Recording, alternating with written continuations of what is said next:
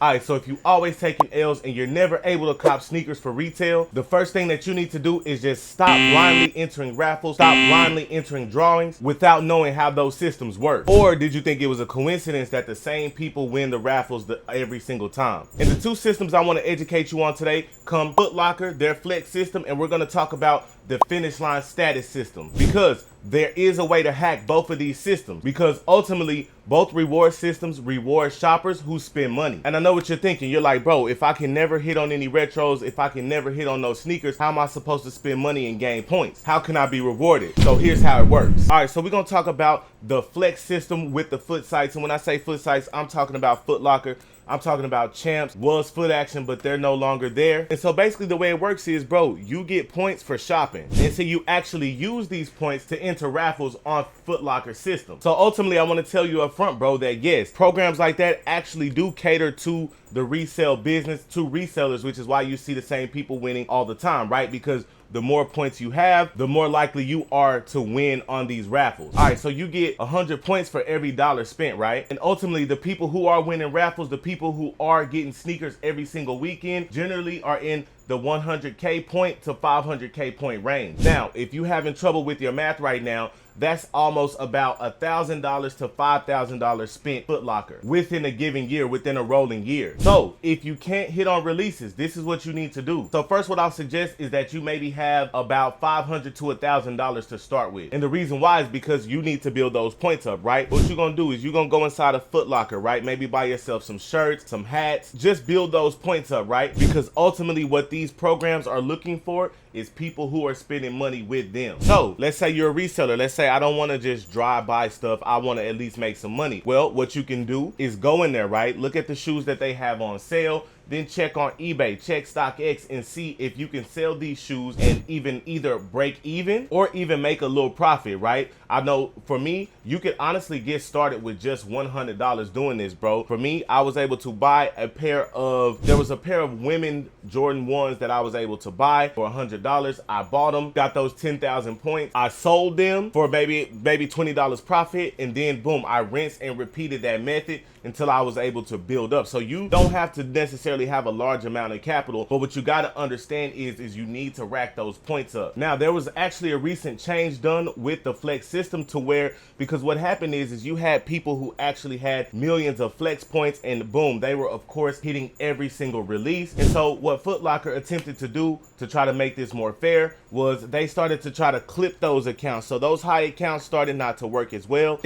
Accounts in the 100 to 500K range is what's starting to hit now. So what I would advise you to do if you start getting up towards the 500,000 range is just to simply use your girl's email, use your brother's email, and just start another flex account, because there is no limit to how many accounts you can have. And when you start talking about winning these raffles, how you start seeing people get multiples is that within the Foot Sites network, you used to have Foot Action, Champs, Footlocker, right? And so you can enter for a release at all of those stores, right? And so boom, you can get a men's pair, you can get a grade school pair, and a kids pair, right? So when you talk about hitting 3 pairs from each of those stores, that's how you're seeing people walk out with nine pairs of these shoes, right? Now, what I also want to talk to you about is that this whole point system thing is 100% relative to where you live. And what that means is in a city like New York City, LA, Houston, Chicago, you're going to need in the million point range to hit consistently. But if you're in a place that is a metropolitan area but is not as big as those places, then you don't need that many points, right? When you're going in these raffles, you have to understand that just entering them with no points, with no account history is not gonna work. Just think about it. If you're these systems and you're trying to combat botters, right? The last thing you're gonna do is give wins to accounts that don't have that history. All right, so now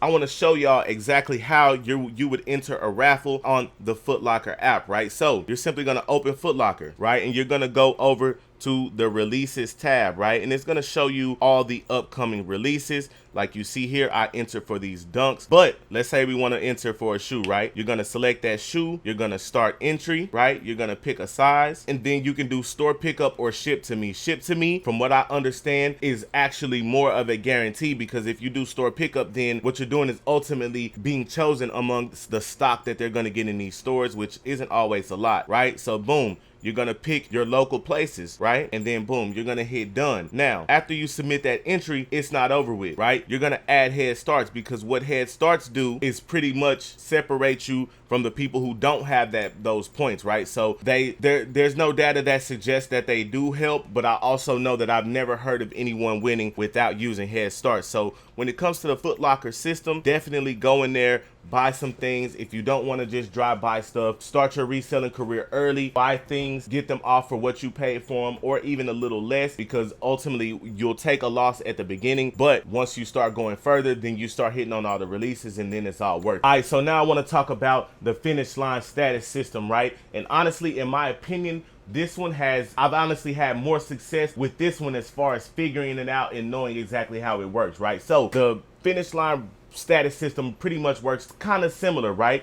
Every reward system works this way. You get points for shopping, right? However, you get 10 points per dollar instead of 100 points per dollar as far as with the status system versus the flex system. Now, on the flex system, I didn't really go over this that much, but there are different tiers, and they don't really matter that much because of all the reasons that I mentioned to you. However, in the status system, it kind of works the same. When you come in, you're at general admission, right? And that's 0 to 5,000 status. And then once you cross into that, you're gonna cross into A-list status, right? And in A-list status, your snowball effect really starts picking up, because instead of 10 points, now if you look at that little comparison chart as far as what you get with general admission versus A-list, you get the reward shop, you get welcome and anniversary gift, birthday gifts, app only sneaker reservations, which is important, giveaways, member only events, early access, personal shopping experience. You get all this stuff right here. But when you get into the A-list, this is where when it comes to copping sneakers and getting them for retail, exclusive app only sneaker reservations, you get that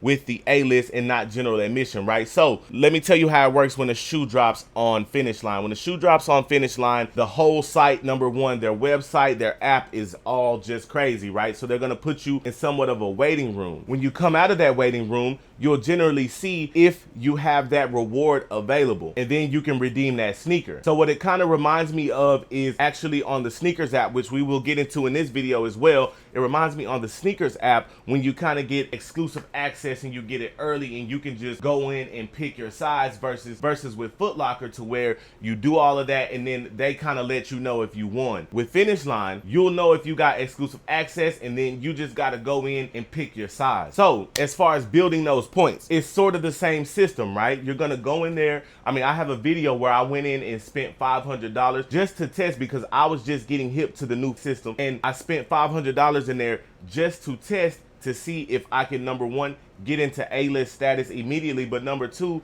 to see if I would immediately start hitting on releases. And bro, maybe 2 days after I did that, I was already starting to get notifications, emails that, hey, you've got exclusive access for whatever shoe is coming out this Saturday, right? So a few things that you need to know. With Finish Line, you have to pick a store, right? So you you don't enter in a raffle like Foot Locker to where you enter in at all the stores and then whichever one you hit at, you pick it up from that store. No, you have a designated store, which I think makes the process easier, because now you're only competing against a certain pool of people, if that makes sense. And if they are trying to mix it in and be fair, easier to do that when you're just pulling from a group of people versus everybody trying to hit at every store. Also, with Finish Line, there's a population of people that feel like, hey bro, you don't have to even be an A-list member. All you have to do is consistently spend money at Finish Line, right? So when I took a break from sneaker reselling period and focused on more content creation, I stopped getting those exclusive access emails because I wasn't in Finish Line as often as I was. And even if it's buying a pair of socks, Finish Line appears to be wanting to reward those who are actively spending with them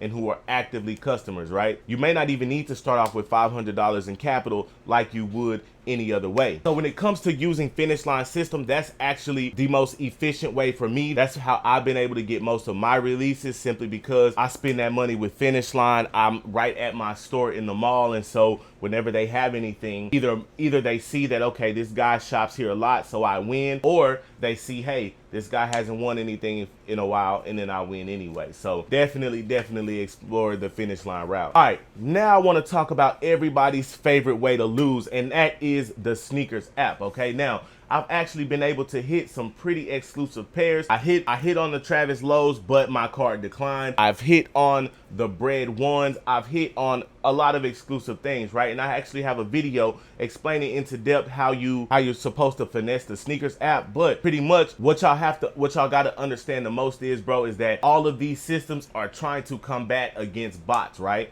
And so the best way from a programming standpoint to combat a bot is to disqualify accounts that have bot activity, right? So when we say bot activity, what does that mean? And I want to compare it to another app that you probably use all the time by the name of Instagram, right? So if you use Instagram, you probably use Instagram every day. Instagram can see that, hey, this person spends 4 hours a day on our app. They know that you're not a robot, right? Well, it's the same thing with sneakers, right? The most common reason that people do not hit on the sneakers app, bro, is because they only go to the sneakers app when it's time for a sneaker to release. If you know anything about botting, then you know that, hey, people try to get aged accounts, farmed accounts, real human accounts to bot for that same reason, because they know that those inactive accounts don't even get considered, right? So outside of the basic things like making sure your app is updated, because you don't want to take an L as far as having bugs in the app when you're trying to go for a release, you got to make sure it's updated, right? I'm a believer that you need to be on Wi-Fi because you need speed, right? While there are drawings on sneakers, so your internet speed doesn't always matter, there's been times where they didn't do the most common draw that they do, and so you lose. But then you can go back in and there's still sizes left available, but because your internet is slow, because your phone is slow, then you end up losing out, and it just errors you out and times you out because you didn't make it in time, right? So that brings me to another point: closing down all the apps on your phone, bro. A lot of people in my last video told me, bro, that don't even make sense. That has nothing to do with anything. But if you know anything about computing and computing power and processors and things like that, then you know the more apps you have running, the slower your device runs, right? And you want sneakers operating at its optimal peak. So you definitely want to shut everything else off. Also, I'm going to advise you to make sure you're shopping on the sneakers app, right? Just like the other platforms, you don't want to look like a bot, right? And you understand that these companies, and put yourself in their shoes for a moment. Why would I give you my most exclusive stuff and you don't shop with me, right? These companies have to put on a mask as if they're against the resale game, right? So what they're actually trying to do is make it fair for everybody, right? So you just have to play into that, right? So also, a lot of people didn't know the sneakers app is like its own social media within itself, right? Meaning they have stories, they have articles, they have all of that, right, that they want you to read. Engage with those, watch those stories, consume that content on there, right? And I promise you, within no time, bro, you will start hitting on the sneakers app. I have a video where I go so far into depth on how to do this, man. Meet me over in that video. Rico gang, I love y'all. Let's get it.